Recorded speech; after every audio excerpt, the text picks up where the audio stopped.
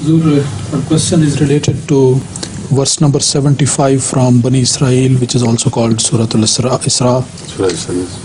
And the wording is Auzu billahi minash shaitanir rajim. Walawla an sabbatnaka laqad kitta tarkanu ilayhim shay'an qalila. And if we had not strengthened thee with the Holy Quran, even then thou wouldst have inclined to them. Even then? Not even. In italics they have given. Even then thou wouldst have inclined to them but little. No. Yeah. Even is wrong, absolutely wrong. Yes. If you are not, then you would have. Yes. Then you, and if we had not strengthened thee with the Quran, then you would have inclined to them but little. There is no need for then either. Yeah. Yes. And where is the Quran mentioned? I don't see anywhere. Read the verse.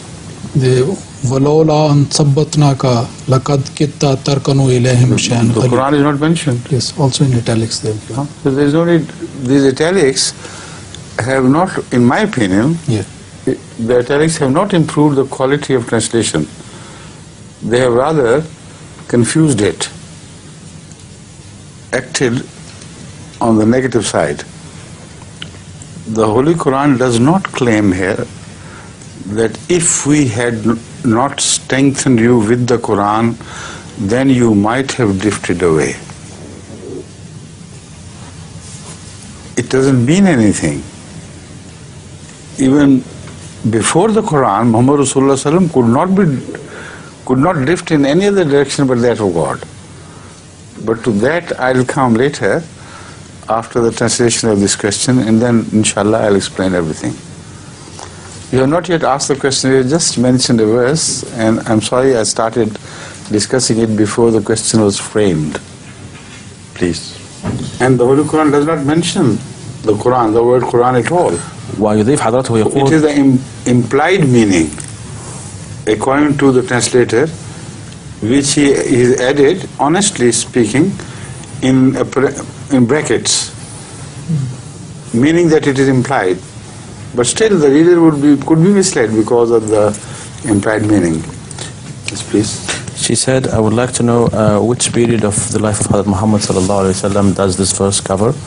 Also, I would like to know the meaning of لَقَدْ كِدْتَ تَرْكٌ إِلَيْهَا. Yes, that's what I thought you would ask. And partly I have already answered. It covers every moment of the life of Hazrat Muhammad Rasulullah sallallahu alaihi wasallam. And the Quran gives full support to his inclination towards God. The concept of his, the claim that he remained inclined towards God right from the childhood, right from the point of birth. There never was a moment when he looked otherwise, in other direction. So this verse cannot be interpreted in any manner which is contradicted by the entire life of Hazrat Muhammad Rasulullah sallallahu alaihi wasallam. That's one thing which must be made clear, because the Holy Quran itself presents him as a man who, even prior to the claim, was absolutely clean. There was not a speck of any blame which could be attributed to him or mentioned in relation to him by his enemies after he made the claim. قَدْ لَبِثْتُ فِيكُمْ عُمُرًا مِّن قَبْلِهِ أَفَلَا تَعْقِلُونَ.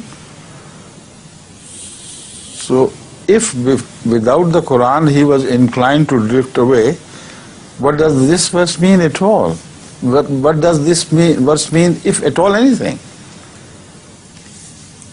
So my position is absolutely unshakable. Hazrat Muhammad Rasulullah sallallahu alaihi wasallam remained beyond censure, beyond the influence of his own inner desires, as far as his relationship with God was concerned. He was ever inclined, like Abraham was ever inclined, and that's why he was called Hanifan. So Hazrat Muhammad Rasulullah sallallahu alaihi wasallam was throughout inclined towards God. And again, the verse of Surah An-Nur, speaking of him as the symbol of light of God, also speaks or asserts the same thing. It says, وَلَوْ لَمْ تَمْسَسْهُ نَارٌ. He was ready to flare up into light, even if the flame of ilham had not fallen on him. So this verse cannot be interpreted contrary to the witnesses, to the statements of the Holy Quran mentioned elsewhere, and contrary to his own pure life throughout the period that he lived here. Correct? So what is the meaning? The meaning is that the issue is taken on principle. And this relates to every prophet of God. And it also speaks of a psychological trend in man. So the warning is given to the prophet, not that he could do it, but to all those who follow him. Look here, nobody could be dearer to God than this prophet. No one is purer.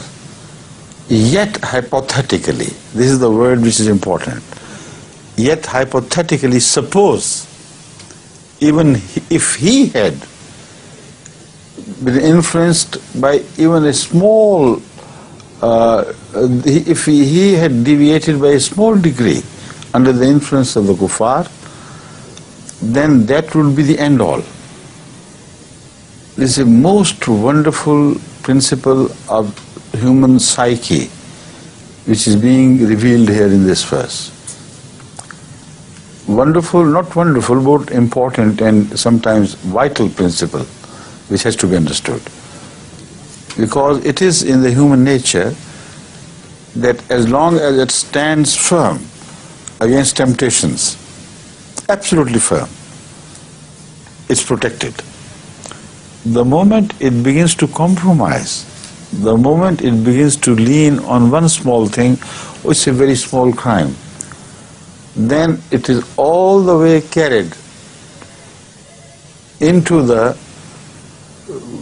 pit hole of destruction. It can't stop. It goes across the precipice. So that is why the Holy Quran says, La taqrabu this, La taqrabu that.